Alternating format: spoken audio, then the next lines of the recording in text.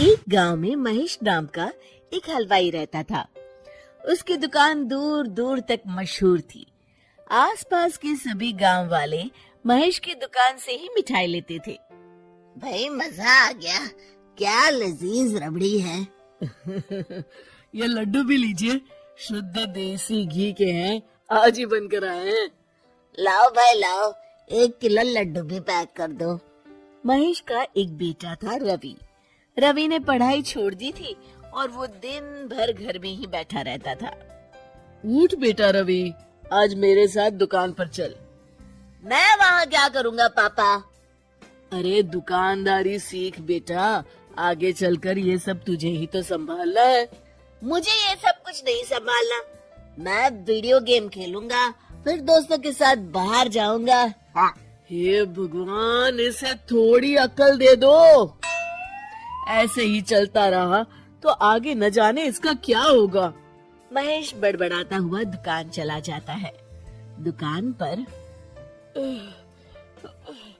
ओ घसीटाराम, मुझे थोड़े चक्कर आ रहे हैं, जरा पानी तो लाना। जी मालिक। सुन, मैं घर जा रहा हूँ, आज दुकान तू संभाल ले। जैसा आप कहे मालिक। महेश बिस्तर पर लेटा है। आपको बहुत तेज बुखार है, 1 हफ्ते बेड रेस्ट करनी होगी और ये दवाइयाँ लेनी होगी। हाय राम, ये क्या हो गया आपको? मैं तो 1 हफ्ते में ठीक हो जाऊंगा, पर दुकान कौन संभालेगा? आप फिक्र ना कीजिए जी, मैं रवि को समझाकर दुकान भेज दूंगी। आप बस जल्दी से अच्छे हो जाइए जी। अगले दिन रवि दुकान पर पहुंचता है। आइए आइए मालिक, मैं आप ही का इंतजार कर रहा था।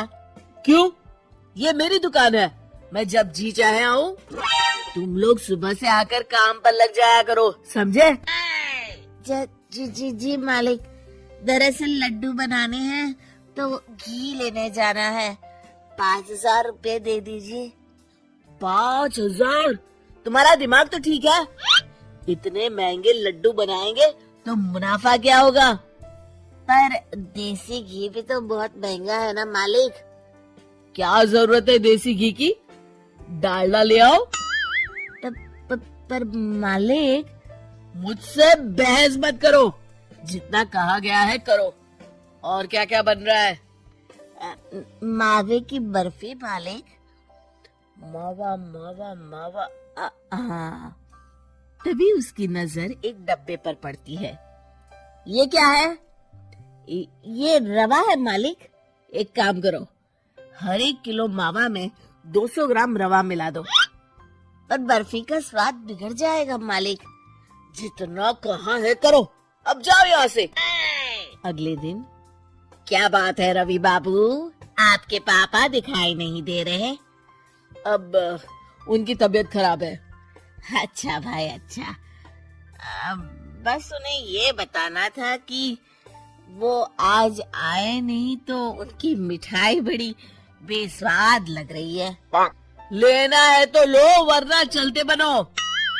अरे, ये कोई तरीका है ग्राहक से बात करने का? चलो भाई चलो, यहाँ से चलो। अगले दिन। भैया, कल जो मैं लड्डू ले गया था उनका स्वाद बड़ा बेकार लगा। महेश बाबू का नाम सुनकर बड़ी दूर से आया था। 200 रुपये में इससे अच्छा और क्या मिलेगा? सुबह सुबह मनहूस बातें मत करो। कुछ लेना है तो लो, वरना फूटो यहाँ से। रवि के इस व्यवहार के चलते 2-4 दिनों में ही ग्राहकों का आना कम हो जाता है। मैंने तो सोचा था कि कम पूंजी में ज्यादा मुनाफा होगा, पर यहाँ तो घाटा हो रहा है। आखिर चक्कर क्या है? लगता है ये दुकानदारी मेरे बस की नहीं। महेश ठीक होकर दुकान लौटता है तो घसीटाराम उसे सब कुछ बताता है।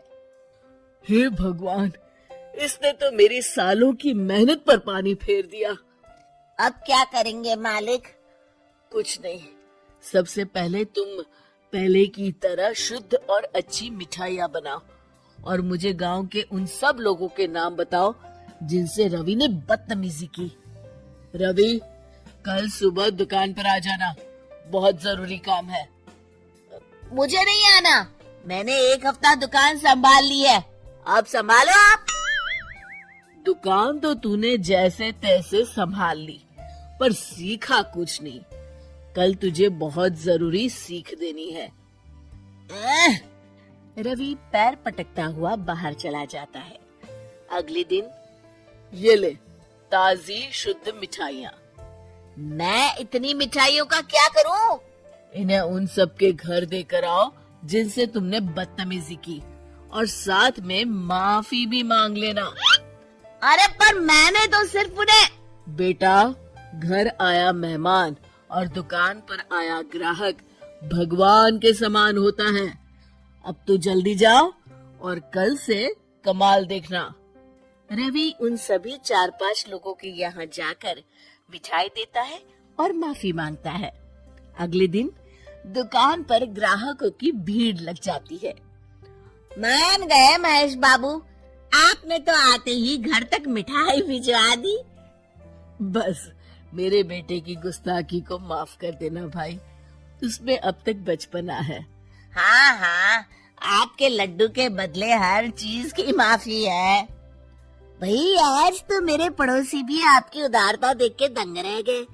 इतनी बड़ी दुकान के मालिक का बेटा घर तक माफी मांगने आया।